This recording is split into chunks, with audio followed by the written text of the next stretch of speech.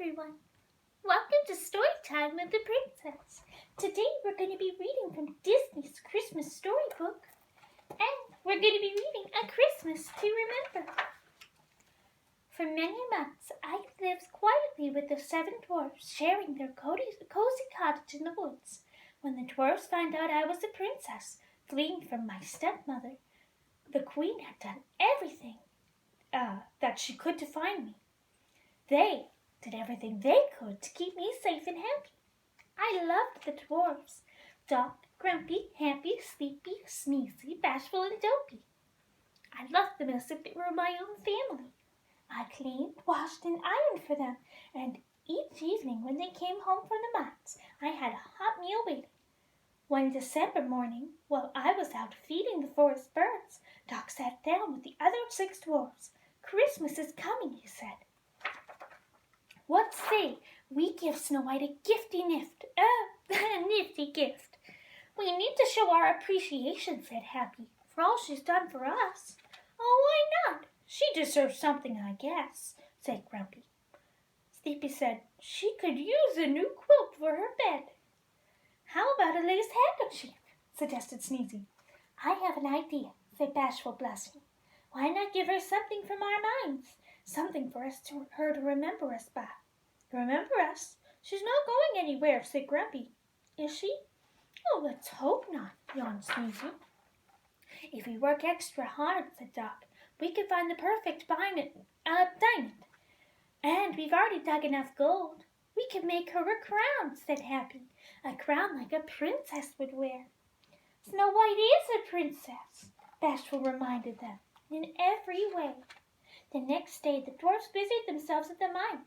In the cottage, I got ready for Christmas too. Firstly, I made a tray of special cookies, cutting them into shapes of bells and stars and Christmas trees. While the cookies baked, I went into the forest and cut down a dwarf-sized pine tree. I pulled it home on a small sled, gathering red berries and boughs of holly on my way. When I returned to the cottage, it smelled of warm cinnamon and sugar. The smell was so delicious, it made me quite hungry. But instead of nibbling on the cookies, I laced them on ribbons and hung them on the little pine tree. I draped strings of berries on the branches, singing carols all the way. By the time I had finished decking the walls with holly and the beams with mistletoe, I was tired and sat down by the fire to nap. There came a knock, but I had been warned by the dwarfs not to open the door for strangers. Through the window, I saw an old hag returning to the forest with a basket of fruit in her arm.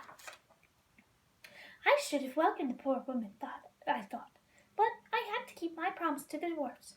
Little did I know that the visitor was the wicked queen in disguise. When the dwarfs came home and saw the tree, they danced and shouted with delight. "Merry Christmas!" "What a treasure you are," said Happy. "Speaking of treasure," said Doc, "we have a little surprise for you." From his cloak he brought a small package wrapped in brown paper and placed it under the tree.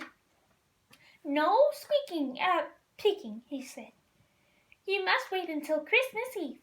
On Christmas Eve I cooked a fine feast of roast fowl and a nut-filled plum pudding." During the evening my eyes strayed often to the lighted tree and to the packages beneath. While living with my stepmother, I had not received a single gift. When the last slice of pudding was gone and the dwarfs washed their dishes, Doc at last handed me the small bundle. Then I opened it, and I gasped with delight. "Why, this is lovely!